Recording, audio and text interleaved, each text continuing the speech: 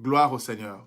Voilà, nous sommes en train de parler sur le thème du pardon, parce que c'est important de pouvoir avoir un cœur pur quand on est en train de prier. Le Seigneur nous dit, quand vous êtes en train de prier, dites, Père, pardonne nos offenses, comme nous pardonnons aussi à ceux qui nous ont offensés.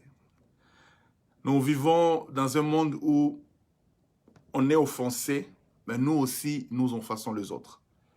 Nous sommes dans un monde où on est blessé très souvent, mais nous aussi nous blessons parfois.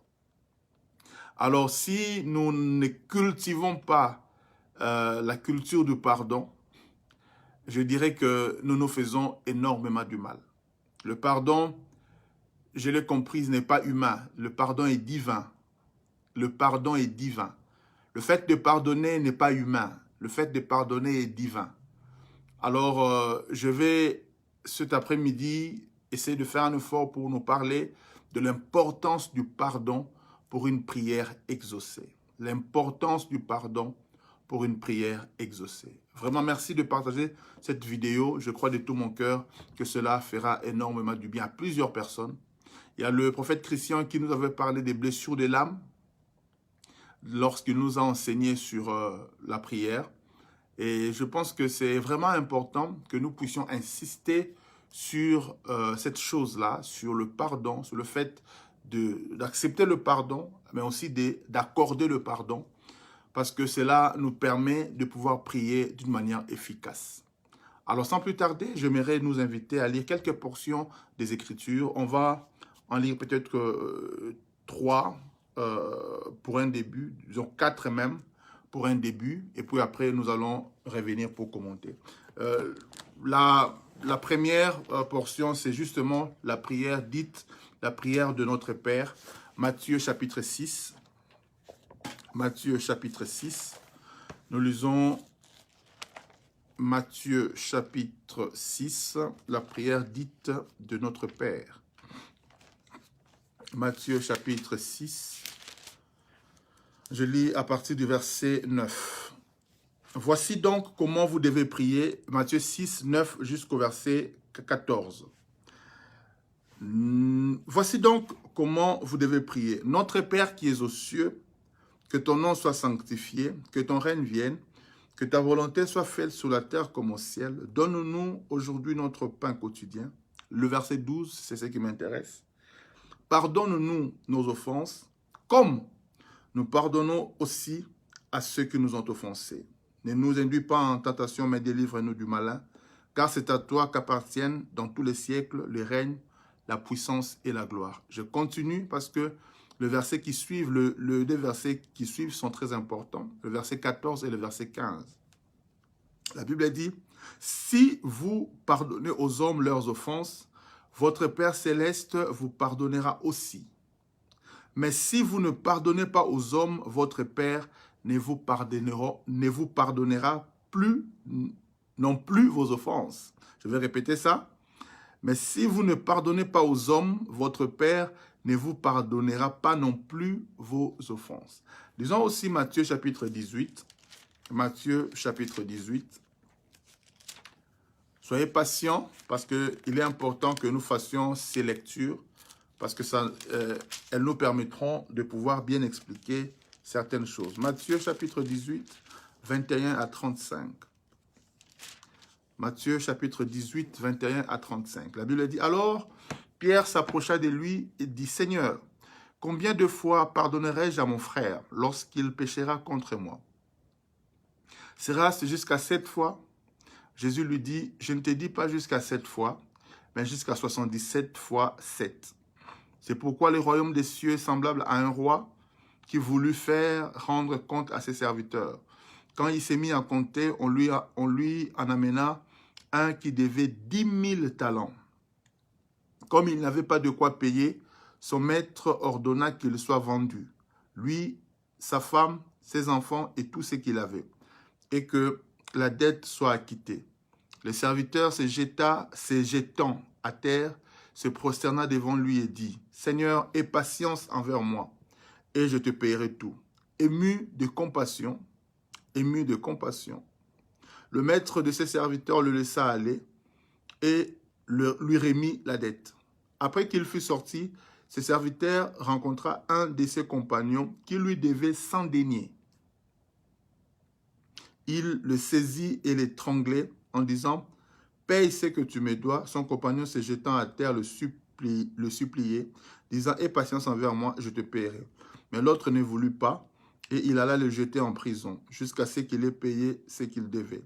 Ses compagnons ayant vu ce qui était arrivé furent profondément attristés et ils allèrent raconter à leur maître tout ce qui s'était passé. Alors le maître fit appeler ses serviteurs et lui dit « Méchant serviteur, je t'avais remis en entier ta dette parce que tu m'en avais supplié. Ne devais-tu pas aussi avoir pitié de ton compagnon comme j'ai eu pitié de toi ?»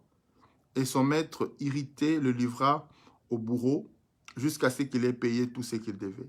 C'est ainsi que mon Père céleste vous traitera si chacun de vous ne pardonne à son frère de tout son cœur. Ceux qui ont leur Bible, j'aimerais que vous souligniez de tout son cœur. Alléluia. Lisons le deux derniers passages qui sont moins longs. Jacques chapitre 2, verset 13. Jacques chapitre 2, verset 13. Jacques chapitre 2, verset 13. La Bible dit « Car le jugement est sans miséricorde pour qui n'a pas fait miséricorde. Car le jugement est sans miséricorde pour qui n'a pas fait miséricorde. La miséricorde triomphe du jugement. » Et puis, nous lisons le dernier passage, c'est dans Luc chapitre 23 au verset 34. Luc chapitre 23, verset 34, où Christ est en train de nous montrer lui-même l'exemple du pardon. Il dit, Jésus dit, « Père, pardonne-leur, car ils ne savent ce qu'ils font. » Ils se partagèrent ses vêtements en tirant au sort. « Père, pardonne-leur, car ils ne savent ce qu'ils font. » Bien-aimés dans le Seigneur, je suis convaincu que ce sujet nous concerne nous tous. Non pas seulement vous qui m'écoutez, mais même moi qui est en train de vous parler, ce sujet me concerne aussi. Chacun de nous, nous vivons dans un monde où, comme je disais tout à l'heure, nous allons offenser les autres et nous-mêmes aussi nous serons offensés. Volontairement, involontairement, mais c'est ça la réalité de la vie. Nous sommes en train de vivre, nous tous, un peu comme dans ce qu'on appelle au Congo un taxibus, un bus ou ici même un tram qui est bondé. Et quand le tram est bondé, vouloir ou pas, il y a certains qui vont te toucher et toi aussi tu vas te frotter à d'autres personnes. En fait, c'est ça la réalité. Tu ne peux pas dire que moi je ne serai jamais offensé et je ne vais offenser jamais personne. Alors, vaut mieux que tu ailles vivre dans une île très loin. Aussi longtemps que nous sommes dans ce monde, nous connaîtrons des offenses et nous-mêmes aussi, nous allons porter quelques offenses, soit volontairement, soit involontairement, mais c'est ça la réalité de la vie. Dans la prière de notre Père, qui n'est pas comme, je l'avais dit, une récitation, mais comme une posologie, comme une méthodologie, comme une manière de prier que le Seigneur nous a montré. Alors, il y a une phrase très importante que le Seigneur a placée dans cette prière-là. Il dit, quand vous priez, dites, « Père, pardonne nos offenses, comme nous aussi nous pardonnons à ceux qui nous ont offensés. » Le terme ou l'adverbe « comme » là est très important. En fait, de la même manière que nous nous pardonnons, nous te prions aussi de nous pardonner. Autrement dit, celui qui ne pardonne pas n'a pas aussi droit à être pardonné. C'est ce que d'ailleurs Jacques est en train de nous dire dans Jacques 2, 13 que nous avons lu. Il dit, « Car le jugement est sans miséricorde pour qui n'a pas fait miséricorde. » Celui qui n'a pas fait miséricorde, celui qui n'a pas su pardonner, lui-même aussi n'a pas droit au pardon. Donc le fait de pardonner, ce n'est pas seulement à l'avantage de nos ennemis, mais c'est aussi à notre propre avantage. Quand tu pardonnes, tu permets aussi à Dieu de te pardonner. Parce que qui dira qu'il est sans péché? La Bible dit, celui qui dira qu'il est sans péché est un menteur et la vérité de Dieu ne se trouve pas en lui. Chacun de nous, nous sommes des pécheurs. Chacun de nous, nous avons besoin que Dieu puisse nous pardonner. Aujourd'hui, même encore aujourd'hui, j'ai besoin que Dieu me pardonne parce que nous péchons parfois même sans le savoir, par un simple regard, par une simple pensée qu'on a entretenue, par omission ou par action. Nous commettons des erreurs, nous péchons tantôt d'une manière, tantôt d'une autre. Donc nous avons tous besoin du pardon. Et c'est très important par conséquent que nous aussi nous puissions pardonner, que nous puissions accorder le pardon à ceux qui nous ont offensés, parce que nous-mêmes aussi, nous sommes demandeurs de ce pardon-là auprès du Seigneur. Et celui qui ne pardonne pas, à un moment, il se bloque dans la prière. Il se bloque dans sa manière de prier. Tu ne recevras jamais des choses de la part de Dieu aussi longtemps que tu es dans une espèce de manque de pardon. Dans l'histoire que nous avons lue de Matthieu, chapitre 18, on nous parle de cet homme qui avait une très grande dette. Il devait à son patron une somme exorbitante. Les études bibliques nous font comprendre que cet homme-là devait à son maître un équivalent aujourd'hui de 5 millions d'euros. C'est-à-dire il devait à son maître un équivalent de 5 millions d'euros qui correspond à 10 000 talents.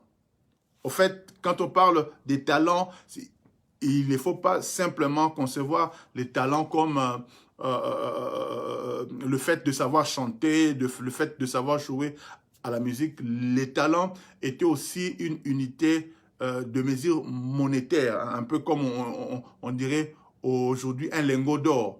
Donc, ce type-là, il devait 10 000 talents qui équivaut à peu près 5 millions d'euros. Donc, imaginez, tu as une dette de 5 millions d'euros. Donc, c'est pourquoi son roi, son maître avait décidé qu'on puisse prendre et lui et sa femme et les enfants, qu'on puisse les vendre, qui deviennent des esclaves afin de pouvoir rembourser la dette. Évidemment, si aujourd'hui tu as 5 millions d'euros des dettes, je ne sais pas, il faut travailler pendant combien de jours, combien d'années pour pouvoir rembourser cette dette-là. Et quand le roi, le maître, a décidé d'arrêter cet homme-là et de le jeter en prison, la Bible dit, cet homme-là a commencé à supplier le maître. Et la Bible dit que le maître a eu compassion. Le maître s'est mis à la place de ce type-là. Il a dit, bon, même s'il devait travailler pendant plusieurs années, il ne pourra pas rembourser. Le maître s'est mis à la place de l'autre. Le maître a eu compassion de lui. C'est comme Dieu nous a pardonné parce que Jésus s'est mis à notre place. Jésus a pris notre place. Jésus a pris la place de l'homme. Dieu a eu compassion de nous à cause de l'œuvre de Jésus. Le roi a eu compassion de ce type-là et il lui a remis la dette. Autrement dit, il a effacé complètement sa dette. Imaginez qu'on vous efface une dette de 5 millions. Quelle remise! C'est un miracle. Cet homme-là était content, on l'a libéré, il est parti. Et la Bible dit, dès qu'il va sortir, il va rencontrer quelqu'un d'autre qui lui devait aussi de l'argent. Et il lui devait combien? Il lui devait juste un équivalent de 10 euros. Lui, il devait à son maître 5 millions. On lui a tout remis. On a effacé sa dette. Et son ami lui devait 10 euros. Et la Bible dit, cet homme-là menaça son ami, là, son compagnon, allant jusqu'à l'étrangler. Donc, c'était vraiment compliqué. Et puis, il le jette en prison juste pour 10 euros. Et jusqu'à ce qu'il ait fini de payer le 10 euros, alors le compagnon sortira de la prison. Alors, quand les autres personnes qui avaient vu comment est-ce que le maître avait fait à l'autre, et comment est-ce que lui, les gars à qui on avait fait du bien, avait fait à son compagnon, ils sont allés informer le roi, et le roi a dit, mais c'est pas possible. Mais comment est-ce que quelqu'un peut agir de cette manière-là, après que moi, je lui ai remis une dette de 5 millions d'euros, de 10 000 talents. Alors le roi va reprendre cet homme-là et il va le jeter en prison. Bien-aimé dans le Seigneur, cet homme-là est allé en prison, non pas à cause du roi, mais à cause de sa propre bêtise. Ne pas pardonner aux autres, c'est se mettre en prison. Ne pas pardonner aux autres, c'est accepter volontairement d'aller en prison. Celui qui ne pardonne pas, celui qui garde des rancunes dans son cœur, ne fait pas du mal à celui qui l'a offensé, mais il s'est fait du mal à lui-même. Il s'est fait du mal à lui-même. Vous savez, il y a certaines choses, c'est facile de le prêcher, mais quand tu n'as pas vécu cela, il était difficile de comprendre certaines choses. Ce message m'est béni et j'espère que ça te bénira aussi. Parce que très souvent, nous nous empoisonnons la vie en gardant des rancunes par rapport à ce que les autres nous ont fait. Oui, ils nous ont fait du mal.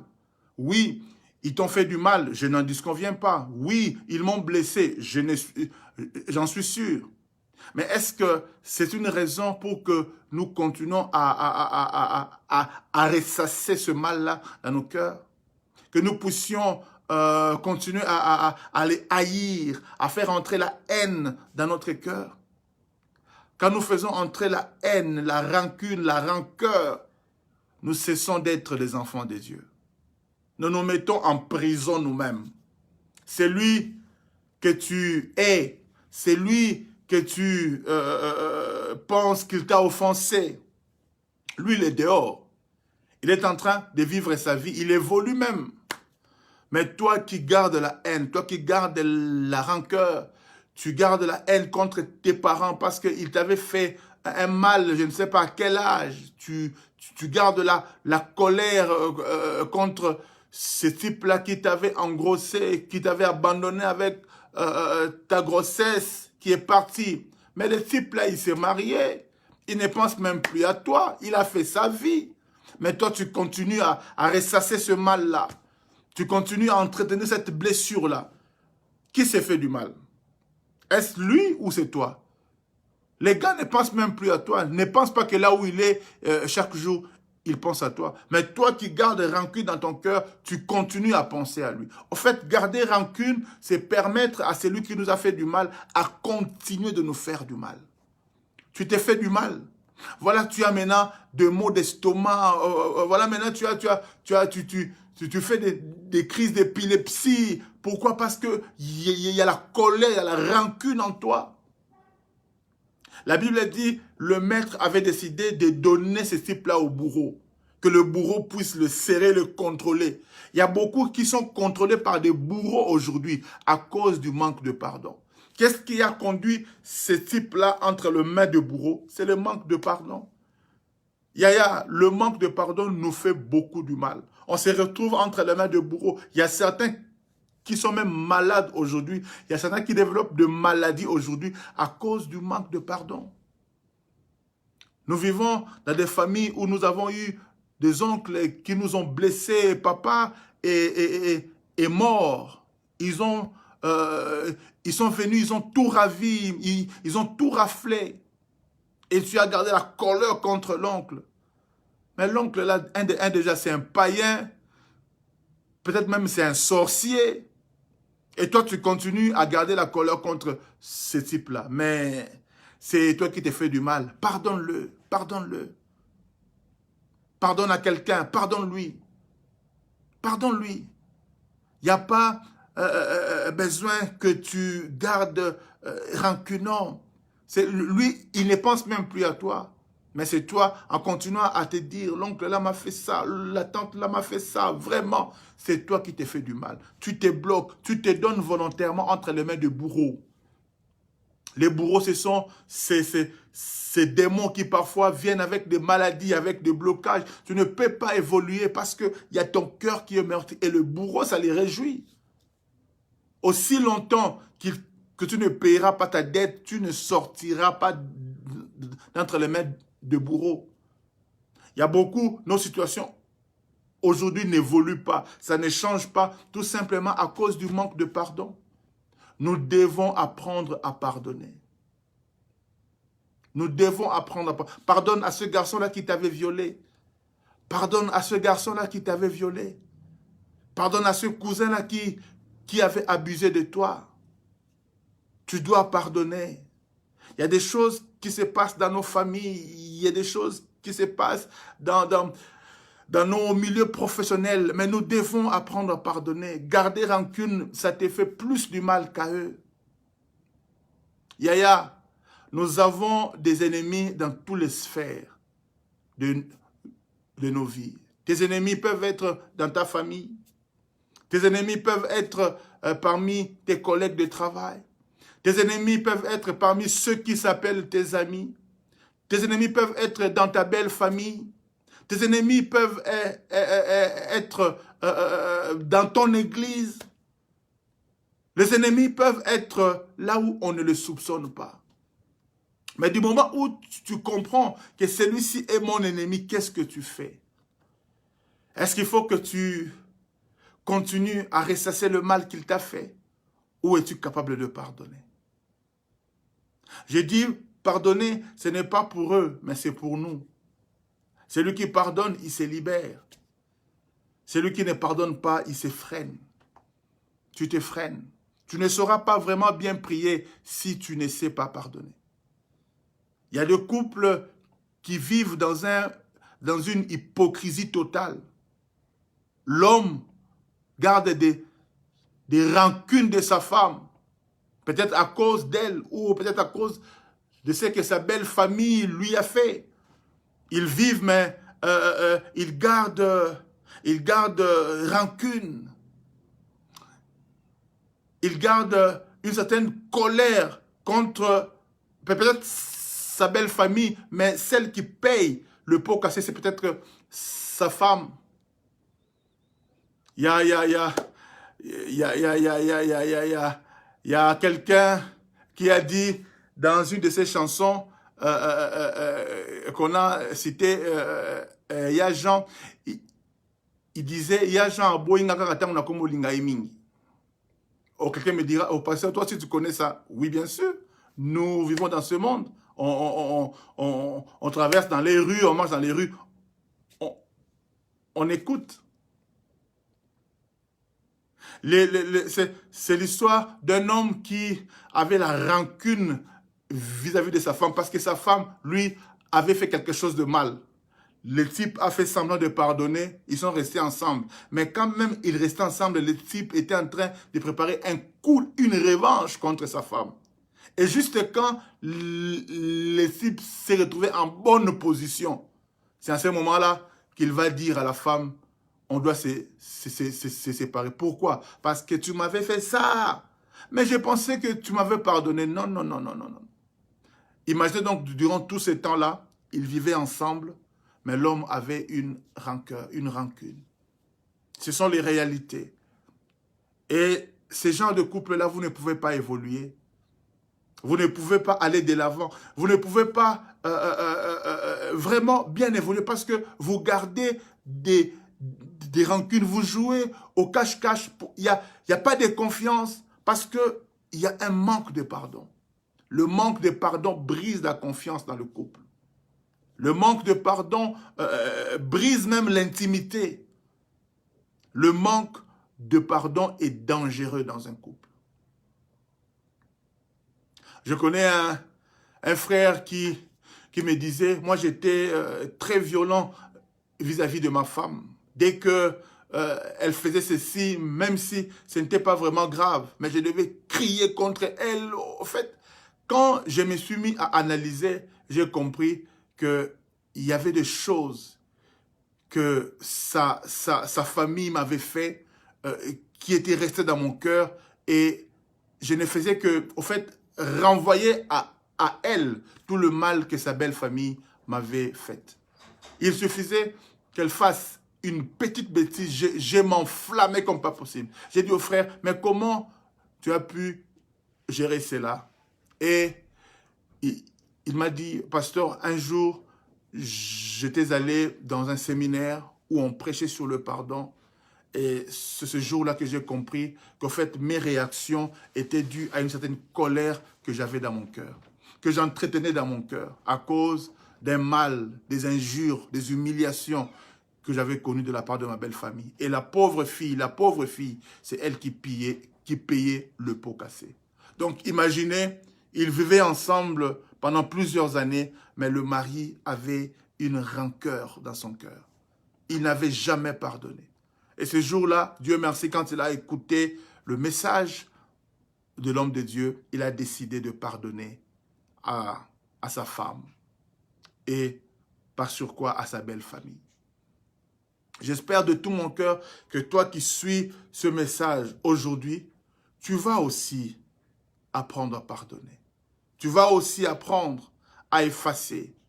Tu vas aussi apprendre à oublier tout le mal qui t'a été fait. C'est pour te permettre de pouvoir prier et être exaucé. Quand tu as de la colère dans ton cœur, tes prières, c'est comme s'il y a un plafond qui est mis au-dessus de ta tête. Tes prières ne peuvent pas évoluer. Tu vas prier et ne pas être exaucé tout simplement parce que tu n'as pas su pardonner. Le pardon te libère. Le pardon libère tes prières. Le pardon amène Dieu à exaucer. Pardonne-nous comme nous pardonnons aussi à ceux qui nous ont offensés. Dans la vie, je le répète encore, tu seras offensé, je serai offensé, j'offenserai, tu offenseras. C'est ça la vie. Alors tu dois apprendre à pardonner. Tu dois apprendre à passer à autre chose. Tu dois apprendre à aller de l'avant. Quelqu'un m'a posé la question, pasteur, je veux pardonner, mais je ne sais pas si je veux vraiment pardonner. J'ai déjà dit, je pardonne, mais je ne sais pas si j'ai vraiment pardonné. Quand tu as la colère contre quelqu'un, même à l'évocation de son nom, ça t'énerve. Quand tu as la colère contre quelqu'un, tu lui souhaites le malheur. Autant qu'il m'a fait du mal, qu'on lui fasse aussi du mal. Ça, c'est humain. Ça, c'est ainsi. Même quand tu dis, je te pardonne. Mais quand dans ton cœur, tu sens encore la colère, tu souhaites encore du mal à celui qui t'a fait du mal, cela veut dire que tu n'as pas encore pardonné. Peut-être que tu as pardonné des lèvres, mais pas de tout ton cœur. C'est pourquoi dans Matthieu 18 au verset 35, il est dit « C'est ainsi que mon Père céleste vous traitera si chacun de vous ne pardonne à son frère de tout son cœur. » Et l'expression « de tout son cœur » a toute son importance. Parce que parfois, nous pardonnons des lèvres, mais nous ne pardonnons pas de tout notre cœur. Le jour où nous pardonnons de tout notre cœur, tu le comprendras et tu le sauras. Quand on citera le nom de celui qui t'a fait du mal, ça ne va plus te déranger. Il y a des femmes, quand parfois on cite seulement le prénom d'un ex qui l'avait violé ou qui l'avait fait ceci, qui l'avait abandonné, qui avait nié la grossesse, juste en écoutant le prénom, même si on appelait quelqu'un d'autre, juste le prénom, ça le met dans tous ses états. Parfois, tu vois, la personne change brusquement. L'humeur change. Parce que juste l'évocation de ce prénom-là, ça réveille de mauvais souvenirs. Cela veut dire, Yaya, tu n'as pas encore pardonné. Tu n'as pas encore pardonné. Quand tu es même incapable dans tes prières de prier pour lui, c'est que tu n'as pas encore pardonné. La Bible dit ceci, priez pour vos ennemis. Waouh! Quand tu arrives au moment où tu peux prier, il est ton ennemi, c'est vrai. Mais quand tu arrives au point où tu commences à prier pour lui, à vouloir du bien pour lui, cela veut dire que tu as pardonné. Si tu n'es pas encore arrivé à ce moment-là, à ce niveau-là, ça veut dire que tu n'as pas encore pardonné de tout ton cœur. Tu veux, tu souhaites, mais c'est comme si il y a un frein encore. Il y a encore une blessure dans ton cœur qui ne te permet pas de pardonner. J'ai prié le Seigneur que ce midi, en écoutant ce message, que le Saint-Esprit nous donne la faculté de pardonner. Parce que comme je disais dans mon introduction, le pardon n'est pas humain, le pardon est divin. Yaya, pour pouvoir pardonner ses ennemis, aimer ses ennemis, Yaya, il faut que le Saint-Esprit fasse un travail dans nos cœurs. Et c'est ce que je prie le Seigneur de faire en ce midi. Que le Seigneur fasse un travail dans nos cœurs. Parce que parfois, nous disons, je pardonnais. Parfois, nous disons, oui, je vais pardonner. Mais dès qu'on te rappelle l'histoire, hey, aïe, aïe, aïe, aïe, aïe. Et nous disons des expressions du genre, oui, que tumbo la pota. Et tu viens encore secouer ou remuer les couteaux dans la plaie. Oh, tumbo la pota. Ah, c'est que tu n'avais pas encore pardonné. Parce que celui qui a pardonné, il a... Ça veut dire la blessure est complètement cicatrisée. Combien de nous, juste peut-être en regardant seulement la photo ou le visage de quelqu'un, oh là là là là, ton cœur commence encore à saigner. Il y a même des gens, il peut être dans une fête, il est dans la joie, tout ça, mais dès qu'il voit un visage, oh mon Dieu, c'est comme si le ciel était tombé sur sa tête. Tu vois déjà, la fête est gâtée, c'est-à-dire la joie est partie. Juste quand tu vois le visage de quelqu'un, tu vois, la fête est gâtée. Ça veut dire que tu n'as pas encore pardonné. Tu n'as pas encore pardonné. Et quand tu ressens ces choses-là, comprends que tu t'es fait du mal à toi-même. Tu t'es mis dans une prison tout seul. Tu te mets dans une prison tout seul. Il y a des choses qui nous ont été faites, qui nous ont blessés. Tu n'es pas le seul. Je ne suis pas le seul. Il y a des choses qui nous ont été faites, qui nous ont blessés dans notre fort intérieur, dans notre fierté. Tu as été humilié, on a craché sur toi. Qu'est-ce que Christ n'a pas vécu? Christ a été flagellé physiquement. Moralement, il a été humilié. On a craché sur lui. On a déchiré ses vêtements.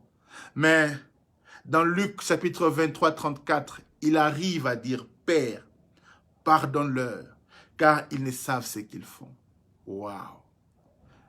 J'aimerais pardonner comme Jésus.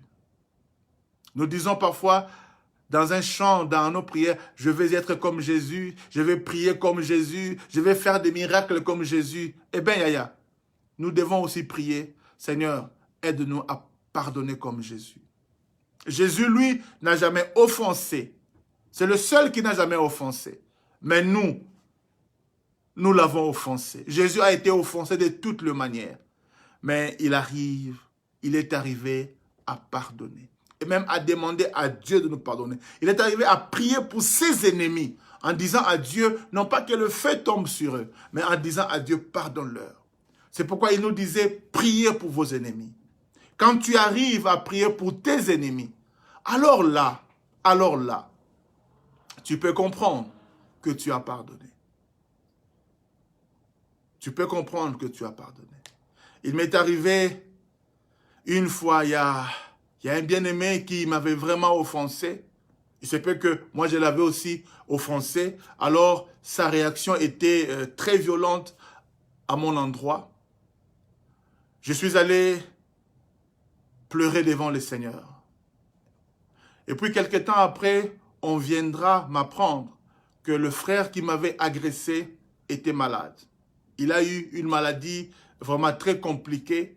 Même dans sa famille, personne n'avait souffert de cette maladie-là. Et c'était une maladie qui pouvait le conduire à la mort. Et là, pendant que j'étais en train de prier, le Seigneur vient me dire, je l'ai frappé parce qu'il t'a touché. Mais est-ce que tu veux que je le pardonne ou non? Tu veux que je le guérisse ou non? Et en ce moment-là, comme qui dirait, j'avais la vie de cet homme-là entre mes mains. J'ai dit à Dieu, Seigneur, aie pitié de lui, pardonne-lui.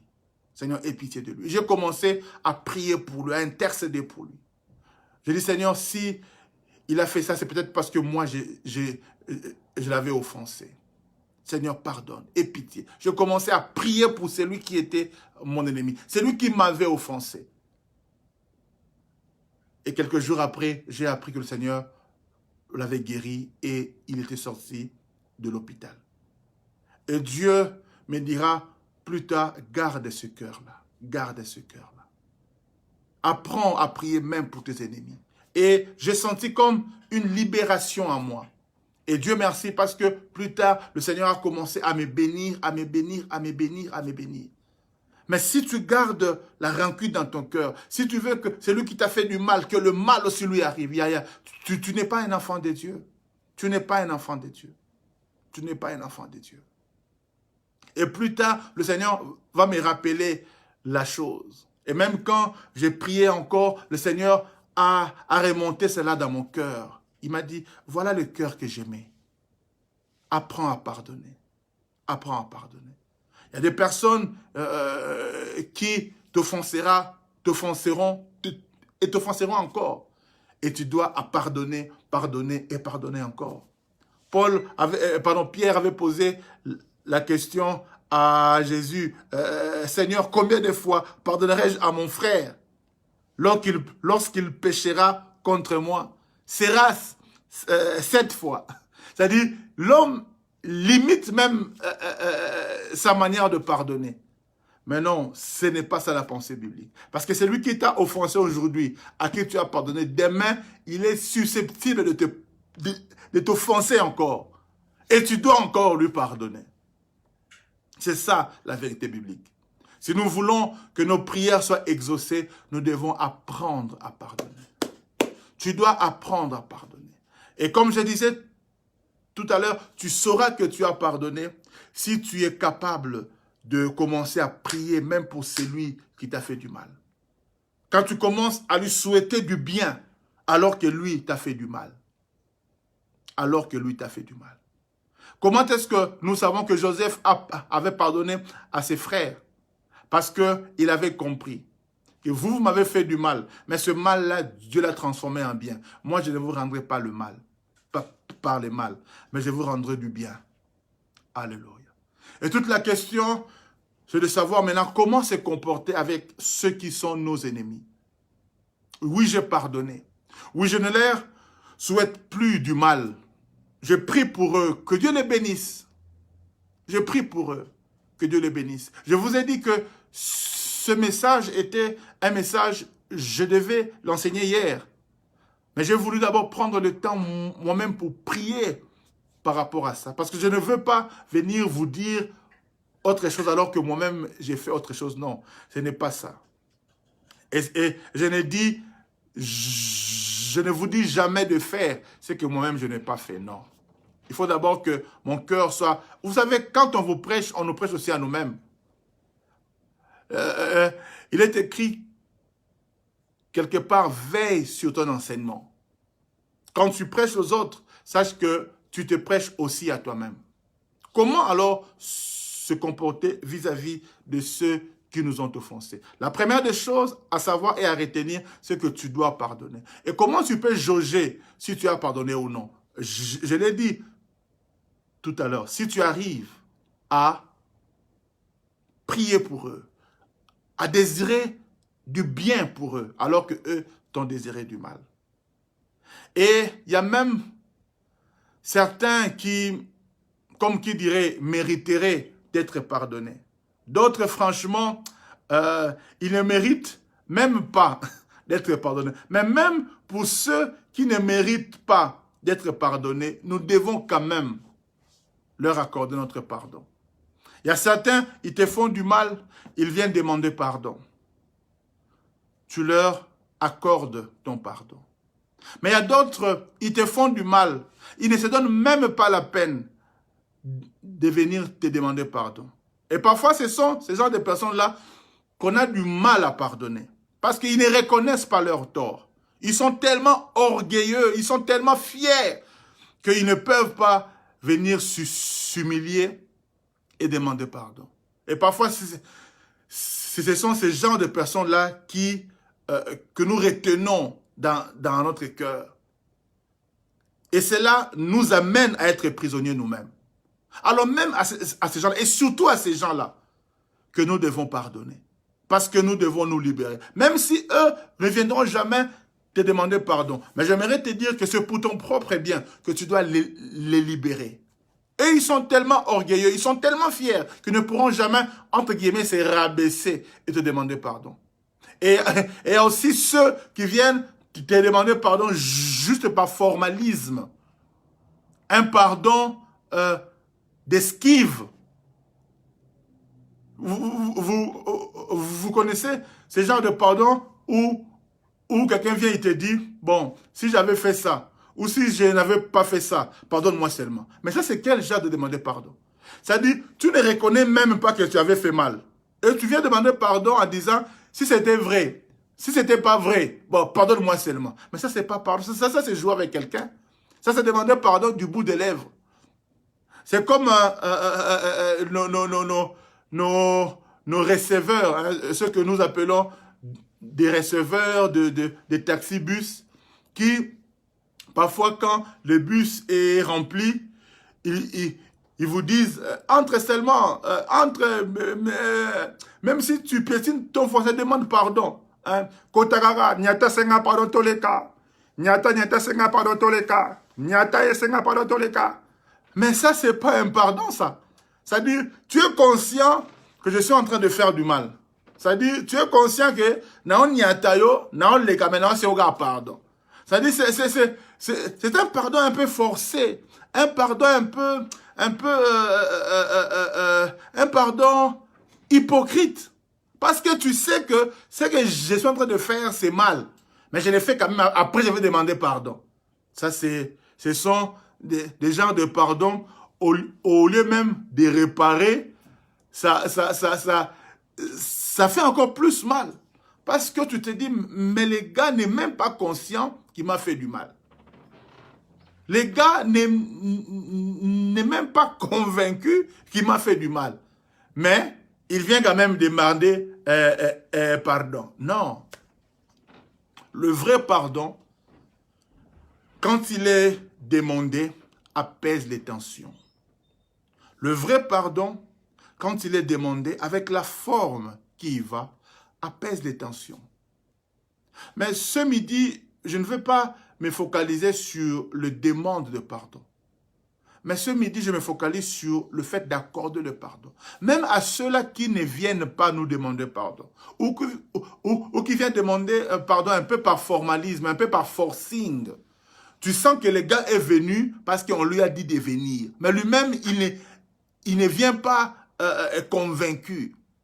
Parce que celui qui vient convaincu qu'il t'a fait du mal et qu'il veut réparer avec toi, il y a une attitude. Et cette attitude même nous est révélée dans Genèse 32 et Genèse 33, où on nous parle de la réconciliation de Jacob et Ésaü. Et vous savez combien Jacob avait offensé son frère Ésaü. Et Jacob a reconnu que j'avais fait du mal à mon frère Ésaü. Qu'est-ce qu'il a fait? D'abord, il a envoyé des émissaires pour pouvoir apaiser, parler au cœur d'Ésaü. Mais au-delà d'envoyer des émissaires, la Bible dit, Jacob lui-même s'est présenté devant Ésaü, s'est prosternant, reconnaissant son mal. Tu vois, quelqu'un qui est vraiment dans la démarche de se réconcilier. Il a demandé pardon à son frère. Il a envoyé des émissaires, mais pas seulement. Parce qu'il y a certains, ils sont tellement orgueilleux qu'ils ne viendront pas. Non, ils vont t'envoyer des émissaires. Bon, pour que pardon, pour en enquêter. Bon, allez lui dire pardon. Mais moi, je n'irai pas. Tu vois quelqu'un qui agit comme ça. Parfois même si tu avais envie de pardonner, mais ça t'enfonce encore dans cette rancœur-là. Mais ce midi, je te dis ceci. Ne pardonne pas parce que lui t'a demandé pardon. Qu'il vienne ou qu'il vienne pas, peu importe. Toi, pardonne parce que tu veux te libérer. Et vraiment, ce midi, j'aimerais que tu pries le Saint-Esprit. Parce que comme je disais tout à l'heure, le pardon n'est pas humain. Le pardon est divin. Le pardon est divin. Il faut que le Saint-Esprit mette dans ton cœur cet esprit de pardon. Parce que tu dois te libérer. Ce bourreau-là qui te bloque, ce bourreau-là qui t'empêche d'avancer, il faut que tu le pardonnes. Les ennemis, comme pour Jacob, ils étaient dans sa famille. Comme pour Jacob, les ennemis étaient dans sa famille. Comme pour Joseph, les ennemis étaient dans sa famille. Les ennemis peuvent se retrouver dans nos familles, dans nos milieux professionnels, même dans nos églises. Les ennemis peuvent se retrouver partout. Alors comment nous devons nous comporter une fois que nous avons pardonné? Je dirais ceci. Pardonner ne veut pas dire que vous redevenez des amis. On ne passe pas de l'ennemi à l'ami, non. Non. Tu peux pardonner et tu es sûr que tu as pardonné. Tu lui veux du bien. Mais en même temps, tu ne lui accordes plus totalement ta confiance. Tu lui as pardonné, tu lui veux du bien, mais tu sais aussi que tu dois être prudent. Parce que c'est lui qui nous a dit, aimez vos ennemis, pardonnez à ceux qui vous font du mal, nous a aussi dit, soyez prudents. Soyez prudents comme des serpents, simples comme des colombes, mais soyez prudents comme des serpents. Nous vivons dans une société, dans un monde où il y a beaucoup de loups. Où il y a beaucoup de loups. Il est écrit, je vous envoie comme des brebis dans un monde de loups. Je suis en train de chercher le verset, Matthieu chapitre 10, verset 16. Nous sommes dans un monde de loups et nous sommes des brebis. Donc même si tu pardonnes et tu es sûr que tu as pardonné, tu ne veux plus du mal, tu ne le veux plus aucun mal. Tu as vraiment, et tu t'assures que tu as pardonné parce que c'est très important. Mais il faut maintenant vivre avec beaucoup de prudence. Il faut vivre avec beaucoup de prudence. Celui qui m'a fait du mal hier, le monde dit, celui qui a bu boira. Celui qui a trahi trahira. Quelqu'un qui t'a fait du mal aujourd'hui, la Bible nous demande de pardonner. Mais en même temps, la Bible nous dit aussi d'être prudent. Vous savez, Joseph avait pardonné à ses frères. Mais quand vous remarquez, Joseph n'a pas vécu avec ses frères. Il a pris ses frères, il les a envoyés à Goshen. Vous allez rester là-bas. Et moi, je vais rester ici pour travailler. Il n'a jamais pris ses frères pour travailler à ses côtés, alors qu'il était Premier ministre. Il les a aidés, mais de loin. Il les a fourni tout ce qu'il fallait, mais de loin. Il y a des gens, pour notre propre bien, pour éviter d'autres blessures, il faut qu'ils restent loin de nous. Nous les aimons, nous leur voulons du bien, que Dieu les bénisse, que Dieu les protège, mais seulement qu'ils soient loin de nous. Si ils veulent de notre aide, on peut les aider, mais de loin. Et même, tu sauras que tu as pardonné à tes ennemis quand ils viennent te demander de l'aide. Et tu leur accordes, mais de loin. Quand quelqu'un, par exemple, t'a volé de l'argent, ou tu sais que ce type-là n'est pas sérieux avec l'argent, il t'a volé, tu as pardonné, il vient encore te demander de l'argent, tu donnes encore, non, parce que j'ai pardonné. Non, non, non, non, non. Tu as pardonné, mais sois prudent. S'il vient encore pour t'emprunter de l'argent, et tu sais que ce type-là, côté argent, il est compliqué. C'est un escroc. Tu as pardonné parce qu'il t'a escroqué la première fois. Il vient encore te demander de l'argent, tu dis non, non, je vais... Non, Si j'en ai pour lui donner cadeau, je lui donne cadeau. Mais pour emprunter, pour qu'il vienne encore redonner, non, non, non, non, non, non. Vous savez, même les fils de ce monde, la Bible dit, ils sont parfois plus intelligents que nous. Tu sais, quand tu vas dans une banque, on regarde ce qu'on appelle le record. Hein, au fait, tes antécédents. Est-ce que tu avais déjà emprunté? Est-ce que tu avais remboursé?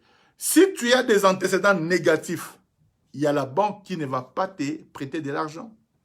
Si quelqu'un nous a fait du mal hier, par exemple en termes financiers, tu as pardonné, tu as effacé, c'est vrai. Mais demain, ne lui prête plus. Ne lui prête plus. Si tu as pour lui donner cadeau, donne-lui cadeau. Si tu veux l'aider, aide-le. Mais dire que je vais encore te prêter de l'argent. Non, non, non. Il faut que je sois prudent. Quelqu'un t'a trahi hier, t'a trahi fortement. Tu as pardonné. Mais cela ne veut pas dire que chaque matin, vous devez prendre le thé ensemble. Que vous devez encore aller voyager ensemble. Non, Yaya. La vie doit nous amener à être prudents. Mais une fois de plus, il ne faut pas confondre la prudence et la rancune. Sois sûr que dans ton cœur, il n'y a plus de rancœur. Sois sûr que dans ton cœur, il n'y a plus... Tu ne lui veux plus du mal. Si jamais tu peux l'aider, tu l'aideras. Mais seulement, la prudence nous exige d'être aussi loin de nos ennemis. Il y a certains, comme je l'ai dit, on peut les aimer. On peut les aider même. Mais loin de nous. Loin de nous. C'est ça la prudence. Pourquoi est-ce que nous cherchons à ce que nous devons être prudents? Parce que nous ne sommes pas appelés à être naïfs.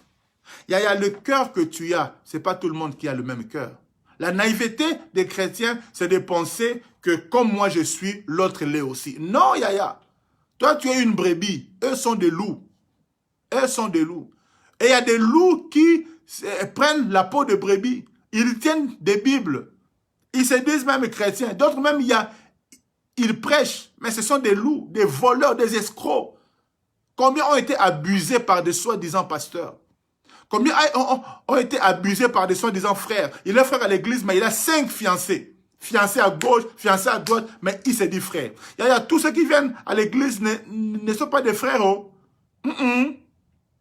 Alors, il faut être très prudent. Il faut être très prudent. Les gens vont nous blesser. Les gens vont nous faire du mal. Mais il faut être prudent. Mais aussi, il y a certaines personnes à qui nous pouvons redonner notre confiance. Parce que ils ont été ennemis. Ils ont demandé pardon sincèrement. Et on a vu leur transformation. Alors, on peut leur donner une seconde chance. Nous aussi, nous avons à un moment trahi Dieu. Combien de fois on n'a pas abusé de la confiance de Dieu? On était des païens, on a injurié, on était ennemis de Dieu. Mais qu'est-ce qui s'est passé? Nous sommes passés par ce qu'on appelle la repentance. Et Dieu regarde nos cœurs. L'avantage que Dieu a par rapport aux hommes, c'est que nous ne voyons que ce que l'homme fait. Nous n'écoutons que ce que l'homme dit. Mais on ne sait pas écouter son cœur, on ne sait pas voir à son intérieur. Mais Dieu regarde nos cœurs. Dieu regarde notre intérieur. Dieu sait voir à l'intérieur. Et ceux qui sont passés par une vraie repentance, ceux qui ont vraiment demandé à Dieu, pardonne-nous, ils ont changé. Dieu leur accorde une nouvelle opportunité parce que Dieu est miséricordieux. Dieu nous redonne la place à sa table parce qu'il a vu que nous avons vraiment changé. Il y a des personnes qui nous ont fait du mal hier, mais parce qu'ils ont vraiment changé et nous le constatons, on peut encore leur faire confiance. Oui, on peut encore, parce qu'on voit que Dieu est passé par là. On voit que Christ est passé par là. Et le Seigneur même nous dira, fais-lui confiance. C'est l'exemple de Philémon, par exemple. Philémon, la Bible dit, c'était un homme qui avait fait du mal. Je voulais parler de Onésime. Onésime, qui est dans l'histoire et raconté dans le livre de Philémon. Onésime était un type qui avait trahi son maître. Il avait volé son maître. Il avait fait du mal à son maître. Mais seulement, il a fait du mal, il a fui. Mais ce type-là, il a rencontré le Seigneur Jésus au travers de l'apôtre Paul. Il a rencontré Jésus. Onésime était vraiment transformé. Christ est passé par là. La croix de Jésus est passée par là. L'œuvre du Saint-Esprit est passée par là. Alors, la Bible dit, Paul, qui renvoie Onésime auprès de son maître, il est en train d'écrire à son maître pour qu'il puisse recevoir de nouveau Onésime, pour que son maître fasse de nouveau confiance à Onésime. Écoutez ce que Paul dit dans Philémon 1, 10 à 12. Il dit, je t'ai pris pour mon enfant. Il appelle Onésime que Christ a sauvé, que Christ a transformé. Paul, désormais, l'appelle mon enfant. Il dit, je t'ai pris pour mon enfant, que j'ai engendré étant dans de chaînes, Onésime, qui autrefois t'a été inutile, qui autrefois t'a trahi, qui autrefois était ton ennemi, mais qui maintenant est utile, mais qui maintenant tu peux lui faire confiance, mais qui maintenant tu peux l'accepter. Je te le renvoie, lui, mes propres entrailles. Et j'aime aussi le verset 15 et 16 de Philémon 1, où Paul dit, peut-être a-t-il été séparé de toi pour un temps, afin que tu les recouvres pour l'éternité. Non plus comme un esclave, mais comme un frère bien-aimé, de moi particulièrement et de toi à plus forte raison. Soit dans la chair, soit dans le Seigneur. Vous voyez que ce type qui avait fait du mal hier, mais il s'est réellement et sincèrement repenti. Il y a un frère qui m'avait un jour blessé, qui avait vraiment fait du mal, non pas seulement à moi, mais même aussi à l'église que je dirigeais. Mais ce frère-là, je l'aime encore et je l'aime beaucoup. Pourquoi? Parce que quand il a fait le mal et que le mal était connu, il est venu, il a demandé pardon. Et j'avais du mal encore à le pardonner. Tellement que l'église était vraiment secouée. Mais le gars a démontré qu'il voulait vraiment obtenir mon pardon. Vous savez, chaque dimanche, il venait à l'église. Et je me rappelle, en ce moment-là, j'ai donné des messages très forts parce que il fallait absolument me désolidariser de l'acte qui était fait. Mais aussi parce que la Bible dit ne participez pas aux œuvres infructueuses de la chair, mais condamnez-les. Donc, je devais me désolidariser et faire voir que cet acte-là n'était pas biblique. Et donc, je prêchais des genres de messages qui étaient très forts. Et parfois, quand je prêchais, je vois le frère qui pleurait parce qu'il comprenait que c'est de lui qu'il s'agissait. Mais le dimanche prochain, il était encore là. Il est resté à l'église presque 3-4 mois. Chaque dimanche, il était là. Et je vous assure que je n'étais pas tendre, et je le reconnais dans mes messages. Mais le frère était là. Et en fin de compte, j'ai compris, non mais ça c'est vraiment un enfant. Vous savez, il y a toujours une différence entre un enfant et un cousin ou un neveu. Vous savez, quand c'est vraiment un enfant qui reconnaît qu'il a fait du mal, même si papa crie sur lui, il sera toujours là. Ça, c'est un enfant. Mais quand quelqu'un vient et qui n'est même pas un enfant, je ne sais pas, un neveu, une nièce, tout ça, non, dès que vous criez, il part parce que vous n'avez pas de relation. 3-4 mois après, j'ai compris que ça, c'était un enfant. Je l'ai appelé, j'ai dit, mais maintenant, quelle est ta situation? Papa, pardonne-moi, mais je vais arranger. Et le frère a arrangé la situation. Aujourd'hui, il est une grande bénédiction. Et aujourd'hui même, nous avons des relations excellentissimes. Je lui fais, une fois de plus, totalement confiance. Je peux le recommander à gauche, à droite. Pourquoi? Parce que j'ai vu, il était Onésime, inutile avant, mais aujourd'hui, il est devenu utile. Des gens comme ça, je le pardonnais et je lui fais encore confiance. Je peux encore lui accorder ma confiance. On peut encore boire du thé ensemble. On peut encore aller en vacances ensemble. Mais si quelqu'un te fait du mal, il ne se donne même pas la peine de demander pardon. Il ne montre aucun signe d'humilité. Qu'est-ce que tu fais? Tu pardonnes. Tu pardonnes, Yaya. Mais seulement, tu ne lui fais plus confiance. J'espère que j'ai été équilibré dans mon message. Ce que je cherche à nous faire comprendre en ce midi, nous avons besoin de pardonner. Non pas pour les autres, mais pour notre propre bien. Libère ton cœur. Libère ton cœur. J'aimerais que nous puissions prier. Nous voulons dire à Dieu, Seigneur, aide-moi à pardonner. Purifie mon cœur. Que le Saint-Esprit efface tout ce qui est rancune en nous. Qu'il nous donne la sagesse de savoir comment nous comporter face à ceux qui nous font du mal. Que le Saint-Esprit nous aide à savoir quelle attitude tenir par rapport à ceux qui nous veulent du mal, à ceux qui nous font du mal, à ceux qui nous haïssent. Que le Seigneur purifie nos cœurs. Est-ce que tu peux prier avec moi? Oh Père, que le Saint-Esprit vienne purifier ton cœur. Que le Saint-Esprit vienne purifier ton cœur. Oh Rabashinda Bekende Sete. Saint-Esprit, aide-nous. Aide-nous, Seigneur. Aide-nous, Papa. Dis au Saint-Esprit de t'aider à pardonner ce papa-là, cette maman-là, qui t'a fait du mal. Que le Saint-Esprit t'aide à pardonner. Que le Saint-Esprit t'aide à oublier. Oh, Rabashinda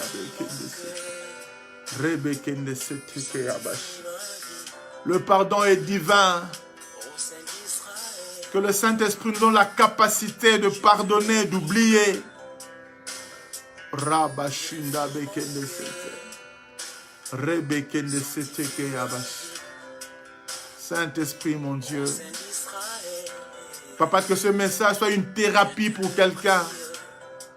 Que ce message soit une thérapie pour quelqu'un. Papa, soigne un cœur. Soigne une âme, Seigneur. Papa, au bout de ces 30 jours de jeûne et prière, nous voulons sortir, pardonner, purifier, Seigneur. Voilà pourquoi nous voulons aussi pardonner, Seigneur. Pardonner, oh Dieu, à tous ceux qui nous ont fait du mal. Oh Père éternel, pardonne, Seigneur. Pardonne, oh Dieu. Répands l'esprit de pardon en nous, Seigneur. Répands la capacité de pardonner dans nos cœurs. Oh Rabashinda Bekende Sete. Oh Rebekende Sete Keyabashi.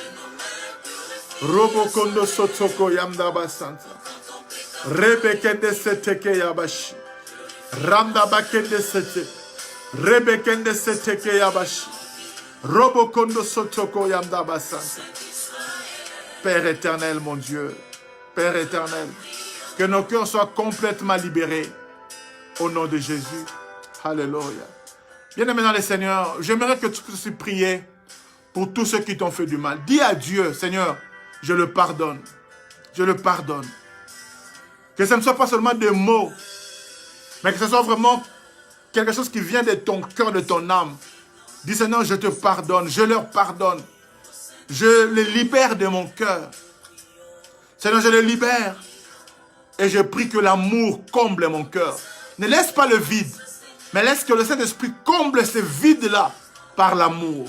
Nous prions au nom de Jésus. Alléluia. Rabashinda Bekende Sete. Rebekende Sete Keyabashi. Répands ton cœur, répands ton amour dans mon cœur, Seigneur. Répands ton amour dans mon cœur.